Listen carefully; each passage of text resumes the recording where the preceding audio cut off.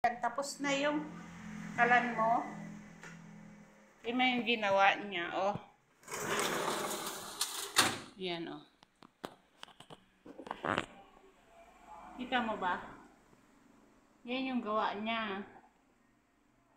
Ayos na. Wala yung paa. Kundi naka-fix talaga siya dyan. Tapos yun nga, may ilalagay ka pa dyan sa sahig. Katulad ng gas, ganun.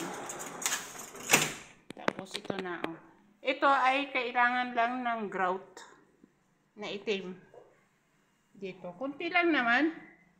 Grout lang ang kailangan mo dyan. So, yun. Okay na. Ayan, naglilinis lang ako dito. Nagmamap ako para maisara ko na to. Okay. Bye.